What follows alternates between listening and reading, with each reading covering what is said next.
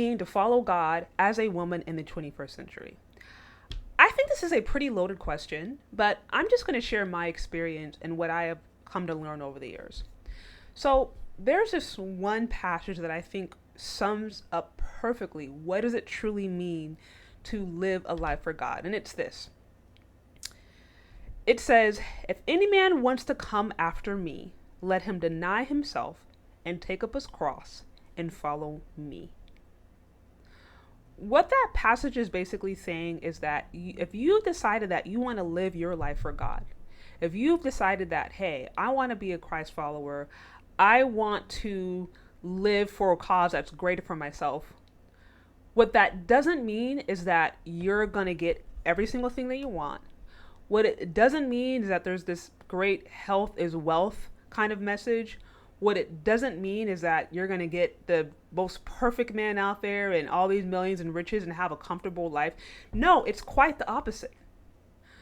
People who have gotten the revelation of Christ, people who feel like, hey, I want to live this way, it's not always easy and it's not always perfect. If anything, it's challenging. If anything, it's learning to live your life not just based upon what you want in the moment, but learning to live a life of surrender. And here's the thing that I've noticed, growing up in the church, I got good and I got negative messages. Some of the negative messages that I got was that if I did certain things, if I followed certain protocols, if I did certain rituals, that life was going to go a certain way for me. And what I've come to find out is that that's actually false. That's just me trying to treat God like he's some Santa Claus or a formula. But that's not what it means to live for God. What it means to live for God is to surrender your life to a force, to a being that is greater than yours. Forsaking what you think you know, forsaking what you think you see, and receiving a higher revelation. That has nothing to do with me saying, okay, God, I accept you now. I want this, I want that, I want that. There were certain messages that I heard, there were certain teachings that I heard that basically had me believe that God was like Santa Claus, where I do the right things, I try to act like a good girl, I pray a certain way, then I'm supposed to get what I want. And I've come to find out that that's a mythology. That's not the gospel. That's not the truth. That's just religion. That's just rituals. That's just me trying to control things. That's just a form of witchcraft. In very many sense. That's just me trying to control, me trying to manipulate stuff to get what I want. That's not the true gospel. And so the foundation, the first step for really living to God is surrender. It's me saying, this is my life. This is what I have. God, I surrender it to you. And that may mean that you were doing things a certain way that you thought were okay.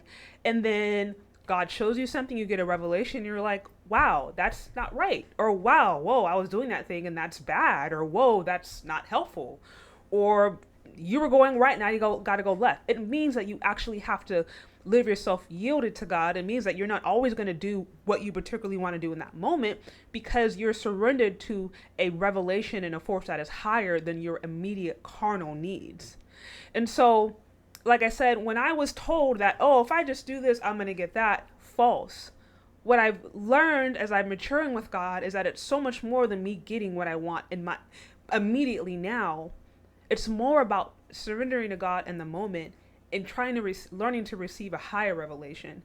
Because what's so much more important is my eternal well-being, my eternal qualities, my countenance, my ability to be patient, my ability to have the right attitude towards my husband, my ability to be loving towards my husband, my ability to be loving towards my family. Like I can't go and try to act like I'm, godly and do all these things and serve here and serve there and try to give money here and try to be in charity. And I can't even treat my husband right. I can't even treat my family with respect. If I miss on those things, and it's like, what am I doing? And so much of my walk with God, I'm finding it's eternal. It is internal. It starts with the heart. It starts with the continent. It starts with you looking in the mirror and saying, where am I selfish? Where am I actually really prideful? Where am I actually being motivated by my own self-worth? Where am I actually being motivated by comparison or by covetousness or by just comparison or by jealousy? You know what I mean? It's facing some of those internal qualities or some of those internal sins, facing them, dealing with them, addressing them, surrendering them to God. It is not a, it's not, a Santa Claus, a God's going to send me my Boaz. I'm going to have, a big house and a white picket fence and a dog and 2.5 children, those kind of different things. You may have those material blessings, or you may not. But the main focus of walking with God is not so that you can accumulate material blessings.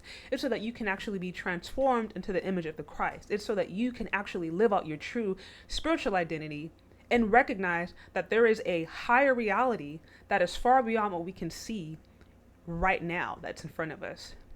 And so that is what following God has come to believe, or has come to mean for me. I by no means am perfect. Every single day I am challenged and I am shown where I fail miserably and where I need God's grace. But I just wanted to share, what I've learned, what I'm continuing to learn, and what God has shown me. So anyways, thank you for listening. If you've gotten this far, I'd love to hear from you and let me know what you think, ladies. Leave your questions, comments, concerns in the comment section below. Thank you so much for listening if you've gotten this far, and we'll talk later. Bye.